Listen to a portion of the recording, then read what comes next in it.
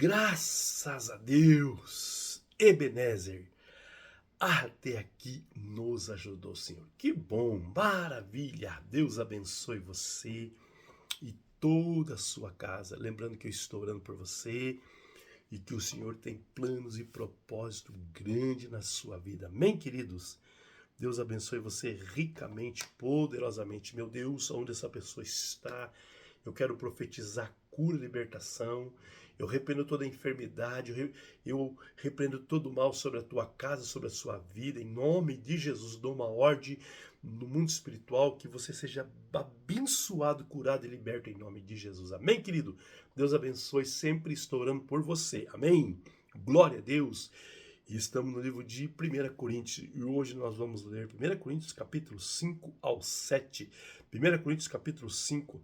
Agora vocês estão dizendo que há entre vocês uma imoralidade sexual tão grande que nem mesmo os pagãos seriam capazes de praticá-lo. Fiquei sabendo que certo homem está tendo relações com a própria madrasta.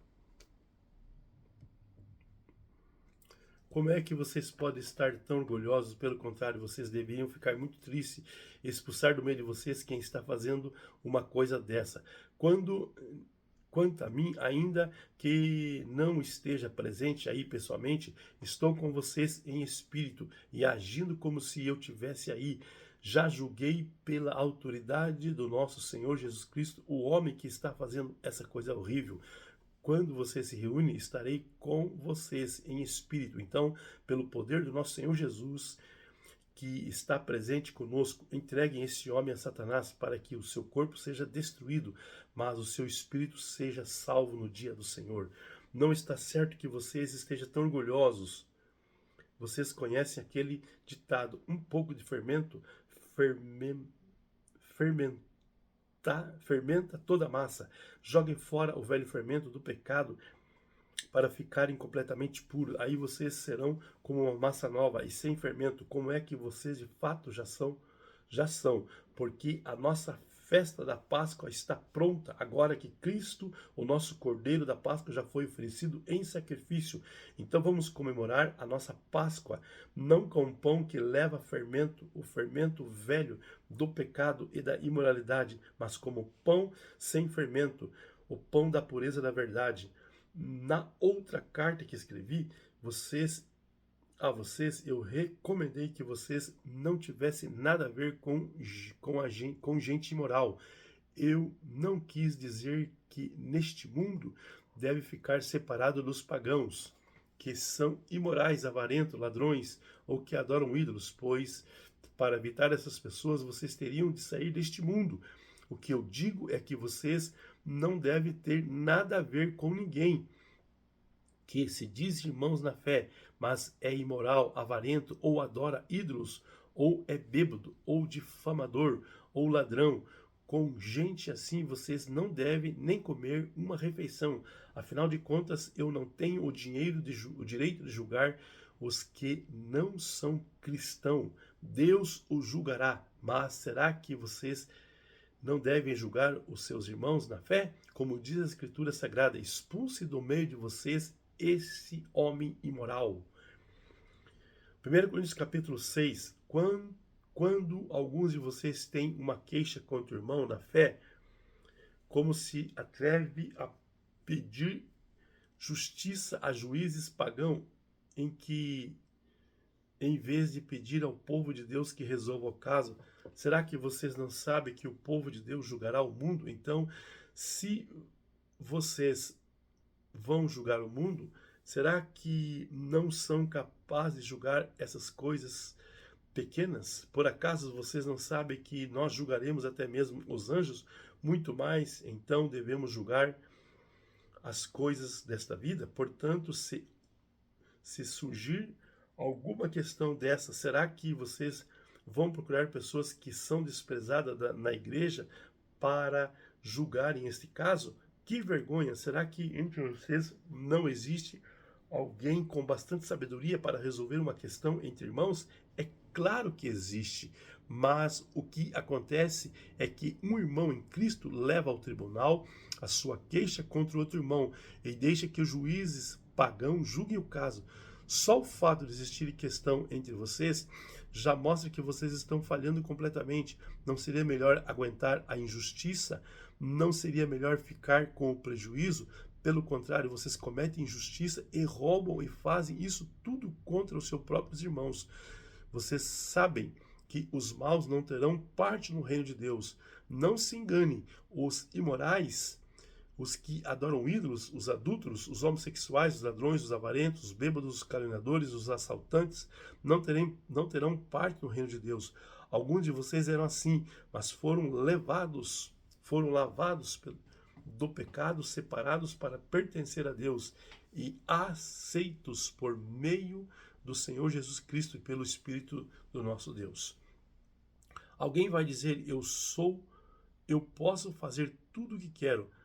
Pode sim, mas nem tudo é bom para vocês. Eu poderia dizer, posso qualquer coisa, mas não vou deixar de nada que nada me escravize. Outro vai dizer, o alimento existe para o estômago para o alimento. Sim, mas Deus acabará com os dois. O nosso corpo não existe para praticar a imoralidade, mas para servir ao Senhor, e o nosso Senhor cuida do nosso corpo pelo seu poder. Deus ressuscitou o Senhor e também nos ressuscitará e nós ressuscitará a nós. Será que vocês não sabem que o corpo de vocês faz parte do corpo de Cristo? Será que eu vou pegar uma parte do corpo de Cristo e fazer com que ela seja parte do corpo de uma prostituta? É claro que não. Ou será que vocês não sabem que o homem que se une com uma prostituta se torna uma só pessoa com ela?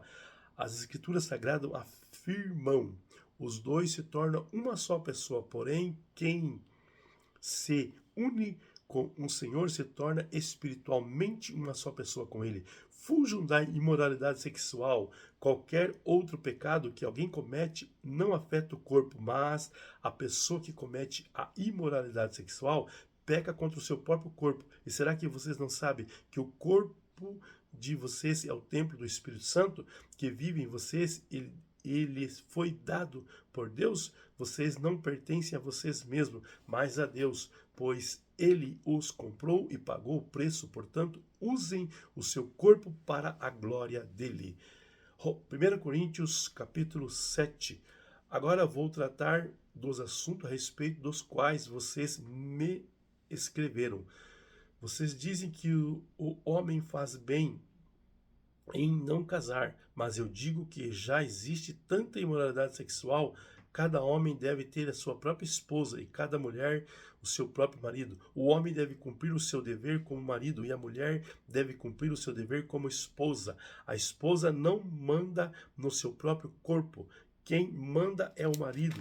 Assim também o marido não manda no seu próprio corpo. Quem manda é a esposa. Que os dois não se neguem um ao outro, a não ser que concordem em não ter relação por algum tempo e dedicar-se à oração, mas depois devem voltar a ter relações, a fim de não caírem nas tentações de Satanás, por não poderem se dominar. Não digo isso como uma ordem, mas como uma sugestão. Realmente eu gostaria que todos fossem como eu, porém cada um tem o dom que Deus lhe deu. Um tem este dom e outro aquele. Os solteiros e as viúvas, eu digo que seria melhor para eles ficarem sem casar como eu. Mas se vocês não podem dominar os seus desejos sexuais, então case, pois é melhor casar do que ficar queimando de desejo.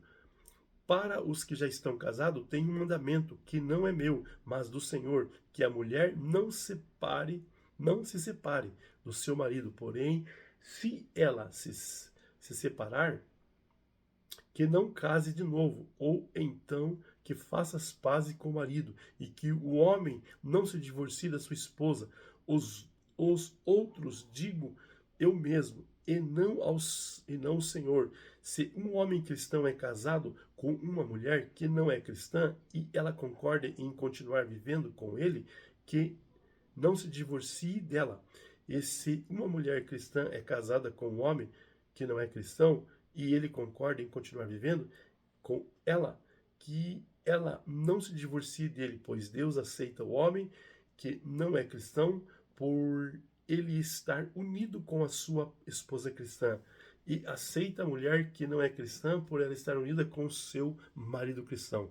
Se não fosse assim, os filhos deles não pertenciam a Deus, mas sendo assim, eles pertencem. Porém, se o marido não é cristão ou a esposa não cristã quiser o divórcio, então que se divorcie. Nesses casos, o marido cristão ou a esposa cristã está livre para fazer como quiser, pois Deus chamou vocês para viverem em paz. Esposas cristãs, como é que vocês podem ter a certeza de que não vai salvar o seu marido? E você, marido, como é que você pode ter a certeza de que não vai salvar a sua esposa? Cada um deve continuar vivendo de acordo com o dom que o Senhor lhe deu e a condição com que a, e na condição em que se encontrava quando Deus o chamou. E essa é a regra que eu ensino em todas as igrejas. Se um homem judeu que é circuncidado aceita o chamado de Deus, ele não deve tirar as marcas da circuncisão. E se um homem não judeu que não é circuncidado aceitar o chamado de Deus, ele não deve circuncidar-se. Não faz diferença estar circuncidado ou não. O que importa é obedecer os mandamentos de Deus. Cada um deve continuar como era quando aceitou o chamado de Deus. Você era escravo quando Deus o chamou. Não se preocupe com isso, mas se você pode se tornar livre, então aproveite a oportunidade, pois o escravo que foi chamado pelo Senhor é agora um homem livre. Quem pertence ao Senhor, assim também o homem livre que foi chamado por Cristo é escravo de Cristo. Deus comprou vocês por um preço, portanto, não se torne escravo de seres humanos. Irmãos, cada um deve continuar na presença de Deus, assim como era quando Deus o chamou. Para os solteiros, eu não tenho nenhum mandamento do Senhor, porém dou a minha opinião como uma pessoa que pela misericórdia do Senhor merece confiança por causa dos tempos difíceis em que vivemos. Eu penso que é melhor para o homem ficar como está. Você tem esposa? Então não procure se separar dela. Você é solteiro? Então não procure esposa. Porém, se você casar, não está cometendo pecado. Se você casar, não está cometendo pecado. E se a moça solteira casar, também não está cometendo pecado. Mas eu gostaria de poupar vocês dos problemas que de cada dia que terão na vida de casados. Irmãos, o que eu quero dizer é isto: não nos resta muito tempo e daqui em diante os casados devem viver como se não tivessem casados. E os que choram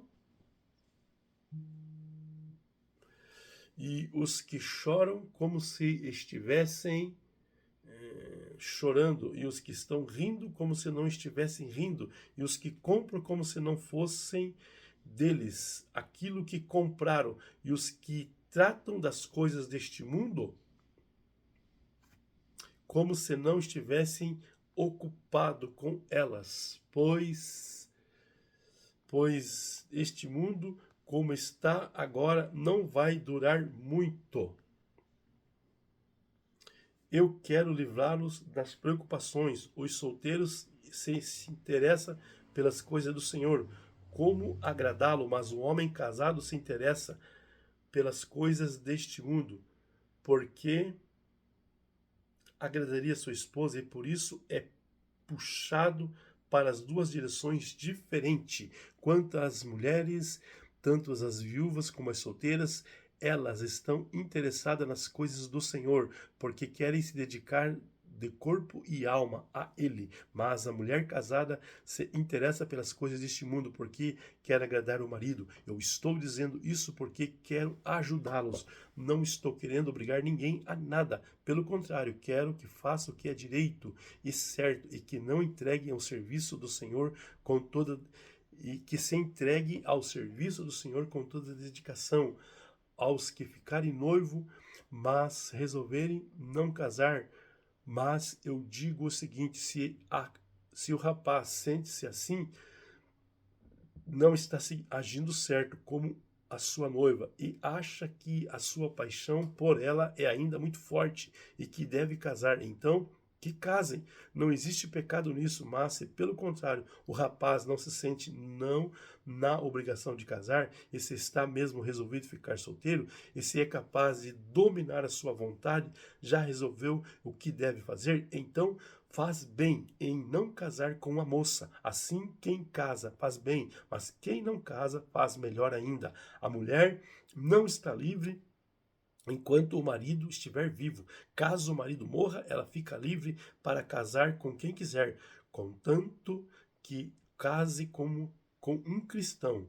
Porém, ela será mais feliz se ficar como está. Essa é a minha opinião e eu acho que também tenho o Espírito de Deus. Amém? Deus abençoe você. A paz.